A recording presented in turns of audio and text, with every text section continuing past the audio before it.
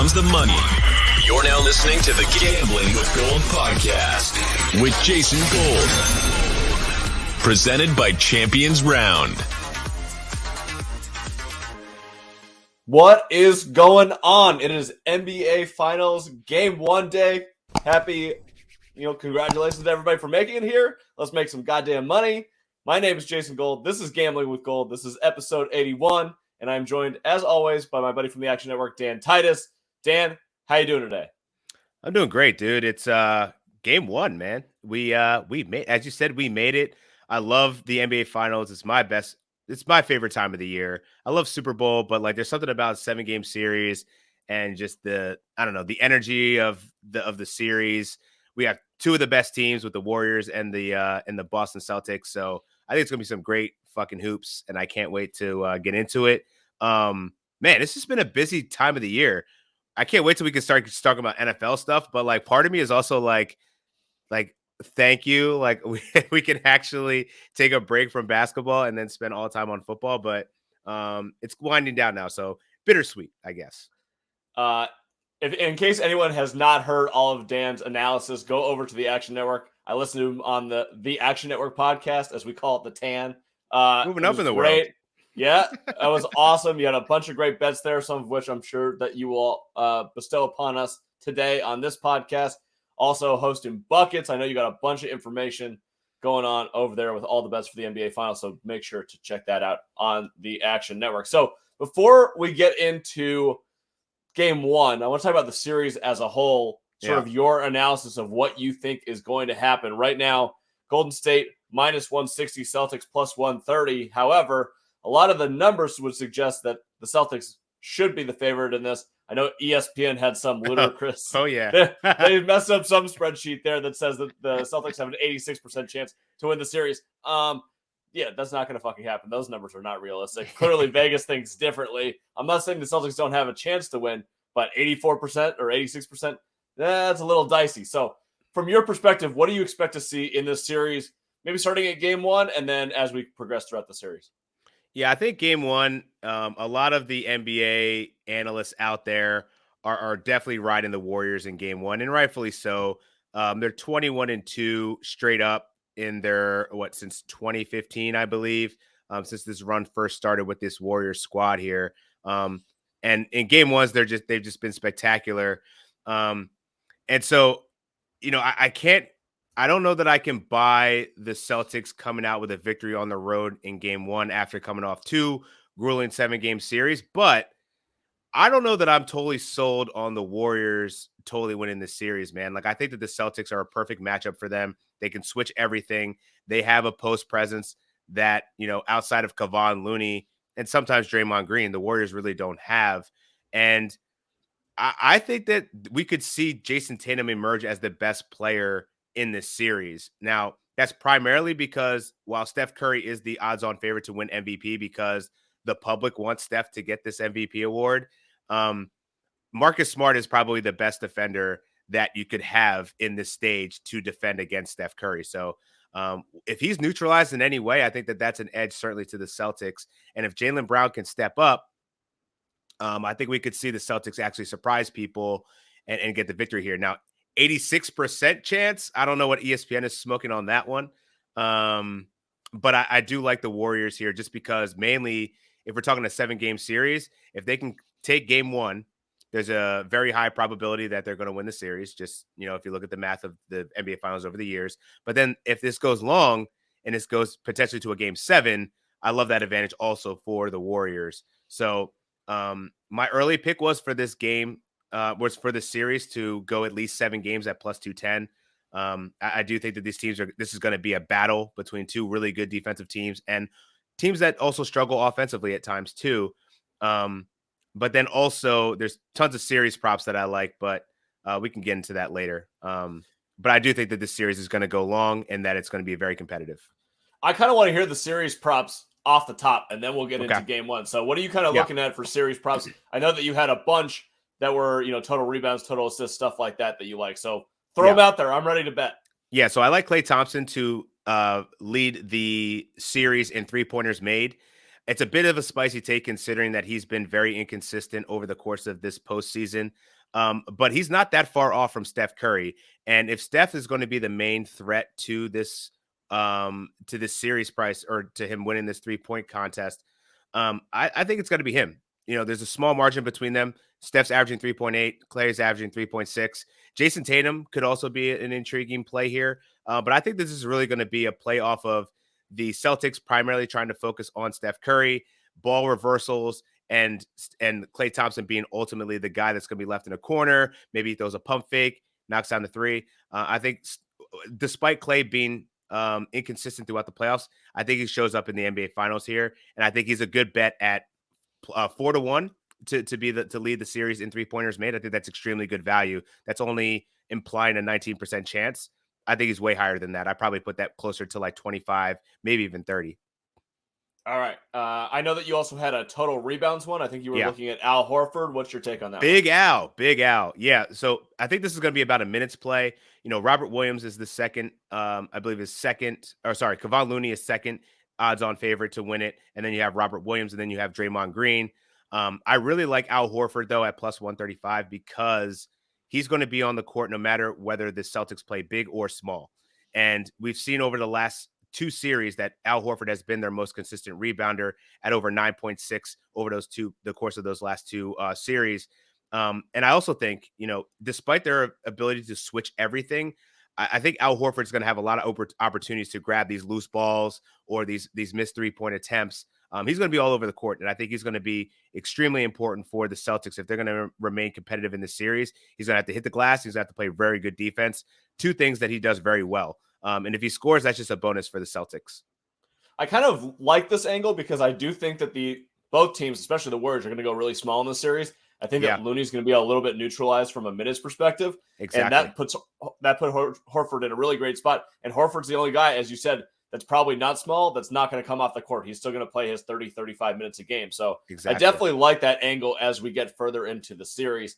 And I'll talk about a prop that I kind of like associated with that a little bit down the road for game 1. Lastly, I know that you were looking at Marcus Smart to lead the series in assists. What's your angle on that? I know in his first 2 games against the Warriors this year, he's averaged 8 assists. My only concern on that is how much effort is he going to have to expend on the defensive end trying to trail Curry. But otherwise, I get it. He's played really well against the Warriors in the past. Yeah, I think that's a great point that you brought up. And I think most of his focus and energy is going to be on defending Steph Curry, fighting through those screens, off ball. But I also think that the Celtics' success has also been primarily because he's been the facilitator and the engine of the offense. I think that there's going to be opportunities where, on the Warriors side of the ball, what's their main responsibility? Stopping Jason Tatum and potentially Jaylen Brown here. But I think that there's going to be some ball reversals. There's going to be opportunities where they're going to swing. He's going to penetrate, dish, find that extra pass, the kick out. He played extremely well against the Warriors this year, and I don't think he's going to take the foot off the gas in this stage, in this moment, after he played such a pivotal role and then beating the Miami Heat. And he's averaging 6.2 assists in the course of the playoffs. That's not that far off of Draymond Green, who is the assist leader for the Warriors. Steph Curry could possibly be a nice play here too, if he's going to be deferring more with Marcus Smart on him so much. But I think that there's value at 3-1 for Marcus Smart, just off the sheer numbers, how much he's going to be playing and how much he's going to have the ball in his hands. So a couple other, maybe this will factor into more game props more than series props, but I'm wondering from a defensive perspective from the Celtics. So you said they're probably going to switch everything. It's one of the reasons that they may go small. It's one of the reasons that maybe Grant Williams doesn't see himself in the lineup as much. Maybe Robert Williams too. They go to more Derek White type lineups. Are they going to be switching everyone? Or are they just going to let Marcus Smart go after Steph, try to fight through screens? Yeah, I think that they're going to. So that's the thing. I think that they trust in Marcus to make that decision of when it's appropriate to switch and when he's going to fight through. There's been several different plays, that I've seen throughout Twitter of just examples of how tightly Marcus Smart is on his hip at every moment. And, in terms of the going smaller, I actually think that Grant Williams will play a factor here with that smaller lineup. It's going to be Robert Williams, the one that I think is eventually going to be neutralized, because he doesn't play out in the perimeter that well. He's a bit slow-footed, great in the post, and extremely good defensively on help defense. But if he gets lost out there on an island with like Jordan Poole, he's going to cook him and go right to the hoop. So I think Grant Williams actually plays a little bit better in those moments. And he could also guard Draymond Green. He can guard multiple positions. So I think Grant Williams will actually play a factor here. And I might even be actually interested in looking in as the series wears on and he gets more minutes, looking into some of his 3-point props as well, because he's been kind of an unsung hero for that Celtics team, getting them buckets off the bench. Okay, last point I have on the defensive, I guess, scheme for the Celtics is going to be, if they are going to go ahead and switch everyone and they're going to sell out to try and get maybe Clay in the corner and Steph wherever he goes, is there an advantage to playing player props or point props over on guys like Poole and Wiggins, who may find themselves slashing, getting easy buckets? And if the Warriors are really going to go small, that's the lineup that they're going to go for. Absolutely. And I think one of the series props that I like the most is actually Jordan Poole to score more than 15.8, to average more than 15.8 points in this series. I think he's going to be one of the biggest X factors along with Andrew Wiggins here for the Warriors. Wiggins, because he gives you the defensive intensity, but he's also going to be the guy that's going to be left on the island after all the rotations that he's going to have to make a play. But also, he could also, Matt Moore was talking about on the 10 pod, he's averaged 6.5 rebounds over the course of the postseason. I wouldn't be surprised if he gets left there amongst all those switches, getting these loose ball rebounds. He could end up being a series leader in rebounds. So his line is currently at 6 rebounds. I like that over at even money. But, you're right. Jordan Poole is going to be the guy I think is going to benefit here. I think he's going to have the opportunity to not only play with the second unit and take advantage of those mismatches, but then he'll also be in the game in the fourth quarter where he'll possibly get like a mismatch where he can blow by someone like an Al Horford and become that third threat. If Steph is locked down, Clay gets closed out on, you swing it one more, guess what? You got Jordan Poole wide open for a 3. So I really like Jordan Poole in this series to get buckets. And he dropped 28, I believe, in their last meeting. He didn't really play much in the first game. So I think that he certainly is a person that could elevate this offense if the main guys don't do it. So Poole is averaging, I was doing some research this morning for Crazy. He doesn't. He's averaging 24 points a game in his first 3 games of every playoff series. So games 1 through 3. Averaging 18 off the bench in the playoffs already. Like, he's a guy, man. He's a guy. 15.8 for the series. I got to take the over. I am really interested if we're going to say that Steph is going to struggle a little bit just because of the defensive pressure and Smart's going to be there or whatever, and the Warriors are going to win the series. Now, this might be a lifetime achievement award for Steph for the NBA Finals MVP, right? Like, it doesn't matter how he plays. It just seems like, all right, let's give Steph one he deserves at this point. Yeah. But if he's not going to, I know that you were a little interested in maybe a Clay angle, but I'm kind of interested maybe in a Wiggins or a Poole angle, maybe specifically Wiggins kind of in that 2015 Iguodala defense all time. He's going to play 40 minutes a game. And if he puts up, 20, 21 points a game, maybe he just has the series of his life and he ends up as the MVP. I don't know. Seems like a nice long shot. Dude, I actually really like the long shot there. And my justification for Clay was more so because if this goes long, I think Clay will have his moments. And something tells me that Clay is going to play better than he's been playing. But as a hedge, I really like, so I'm on the Warriors side right now. I lean Warriors. My hedge mainly is Jason Tatum. Because if the Celtics win, it's going to be able to strengthen him. It's going to be Tatum. Yeah. And then on the Warriors side, if it's not Steph, then who is it? Who's the other person? I like the angle for Wiggins just for how he played. I mean, you could make the case that he should have been Western Conference MVP, right? So if he continues that play and he's the guy that's always left open along with Poole, it's not that hard of an argument to make. And I think they have longer odds than Klay Thompson at 14-1. So if you're going for the long shot, I see total justification in it. I'm just banking on Clay having a couple of those Clay games that might sway the media narrative to, oh man, remember when he went off in game 6 again for 40 points type of thing.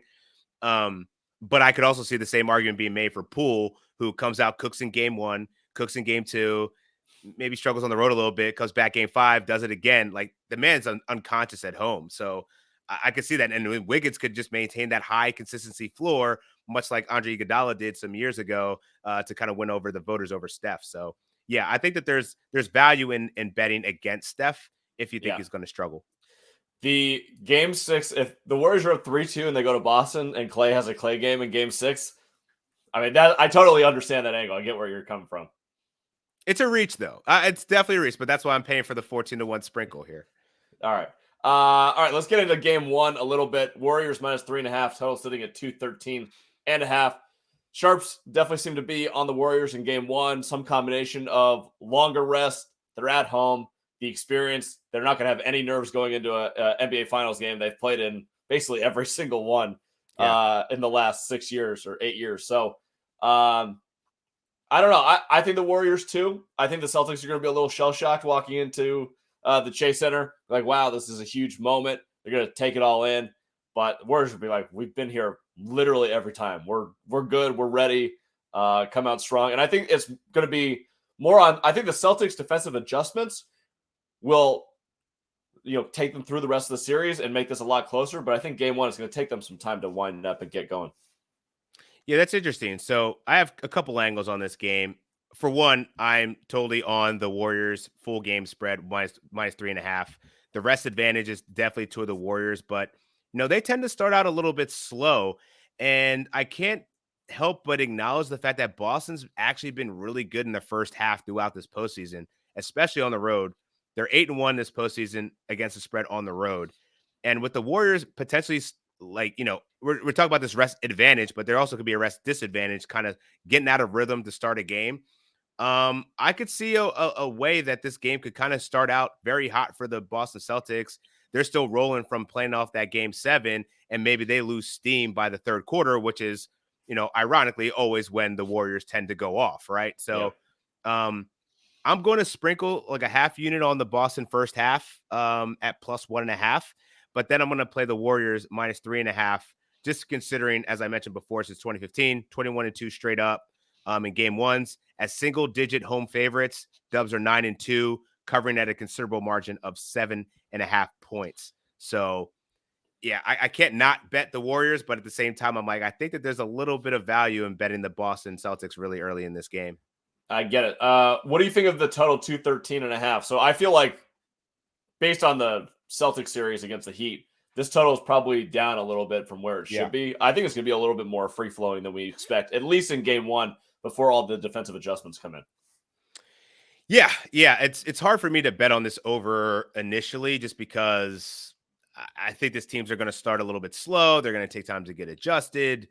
And then we'll see this explosion as like the second half goes. So in terms of the game total, I'd probably bet that live. I'd feel more comfortable doing that, seeing how the first quarter shakes out. We know that the third quarter is really when the Warriors tend to wake up. So maybe it's a second half over type of thing.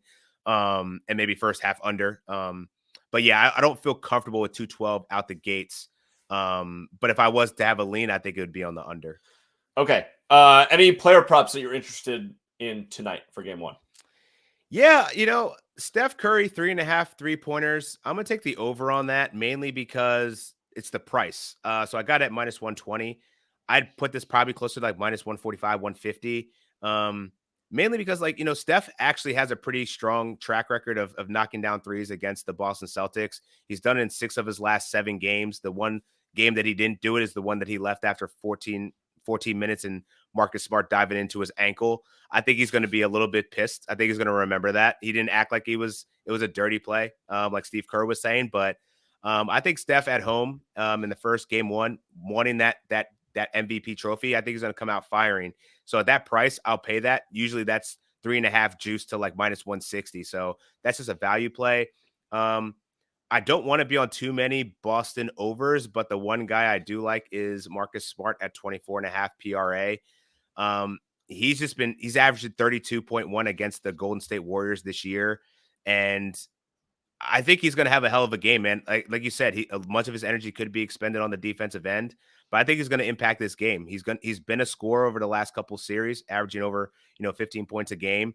And he has a track record of dishing it out, man, at 8 dimes in the first 2 regular season games. This is definitely a different stage, but I think he's ready for the moment. And I think he's going to have I think he's going to be one of those guys that steps up when other people may not, like Jaylen Brown, who I'm also under 24.5 on him for the series. So Marcus Smart strikes me as a guy who does not give a shit about the moment. He's like right. fully headstrong. He doesn't care. Like the ultimate irrational confidence guy, but like like J.R. Smith was the bad way. This is kind of like the good way most of the time. That's until a great point. Until you get into a game 7 when you're like, yeah, I'll take every shot down the stretch, and you're up 13 with 3 minutes left. It's like, okay, Marcus, maybe you don't need to shoot Marcus. every. Yeah, but most of the time it ends up pretty good. There's a reason he was DPOY. So my props for today. Kevon Looney under 9.5 rebounds. Draymond Green over 6.5 rebounds. I like that. The over 6.5 rebounds was minus 120. So basically, the theory here is they're going to go smaller. They're going to do it early. Looney doesn't play as much, and Draymond is going to have to become that guy who grabs rebounds. I'll take his over at 6.5, and I bet Marcus Smart over 5.5 assists. We just kind of talked about it. So before we head out of here, 2 things: series prediction, MVP, and then I'm going to put up the Daily Dozen props for today and get your quick take on those. Warriors in 7, Steph Curry MVP. All righty. Let's get these props on the board. Go through it for Daily Dozen Game 1 of the NBA Finals. So if you go and join this, you have until 5 p.m. Pacific, 8 p.m. Eastern. If you enter and you follow our rules on Instagram, you will be eligible for a Giannis signed jersey. We will be getting that out either tonight or tomorrow. So yeah, let's get into the props. Jason Tatum, total points, 28.5. Under. Steph Curry, total made threes, 3.5. I know you're going over. You already said so. Going up. Draymond Green, total rebounds, 6.5. Obviously, I'm on the over. How do you feel about that one? I'm riding with you. We going over. All right. Derek White, total assists, 2.5. Ooh, Derek White. I'm going to go under. Okay, so I went over on this. He's over an 8 of his last 11 when he plays at least 20 minutes in the game. So do you think that he will play 20 minutes in this series? Do you think he will be utilized as he has been against the Miami Heat? They're going to need him, I think, in that 3-guard front with the Warriors. So I think he's going to get the minutes. That's a good call. All right. Al Horford, total rebounds, 8.5. Ooh, this is one I was going to bet, too. I'm going to go over Al on that one. I also had the over. He's 4 of his last 5 hitting the over, and if Golden State goes small, he's going to be the beneficiary on the rebounding. Absolutely agree. Andrew Wiggins, total points, 16.5. Wiggins night. Ooh, 16. Wish this was 15. Yeah. I'm going to go over. That's how you know it's a good line in Vegas when we're both like, yeah. Okay. I went over too because, again, I think he'll be the beneficiary of the way that the way that the Celtics are going to play defense. I think he's going to end up with a lot of easy layups and slashing. So Grant Williams, total points, 7.5. I took the under on this one. I know that you think the Williams is going to play more than I do in this series, though. Not just yet. I feel comfortable taking the under on this. I think we're going to see Robert Williams out there for at least 25. Okay, so Grant Williams is someone to monitor later in the series when they actually go through the defensive switches, whatever. Right. Okay. Jaylen Brown, total made threes, 2.5. Got to go over, man. He's hit this way too consistently over the course of the postseason. His 2 games versus the Warriors this year, he attempted 7 and 8, so 2.5 seems like a good number to hit the over here. 3 of 8 tonight sounds about right. Jordan Poole, total points, 15.5. Going over. All right. I am also on the over for the same reason we've talked about 3 times on this podcast already.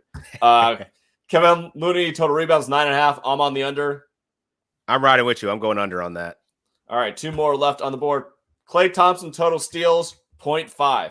It is minus 160 in Vegas. He's definitely getting one on Jaylen Brown because Jaylen Brown always has that one bad turnover of the day. Not only did you call the over, you called the player that he's going to do it against. That's spicy, my friend. I love that. All right, last one. We already kind of talked about it. Marcus Smart, total assists. We're both going over 5.5. We're going over. All right. That does it for Gambling with Gold, episode 81, NBA Finals, Game 1 betting preview. Dan, I appreciate it. Good luck with all of your bets tonight. Let's go make some money, people. We'll talk later, probably next week, and analyze where we are probably halfway through the series. So until then, good luck with all your bets, and we will talk to you soon. See ya. Peace.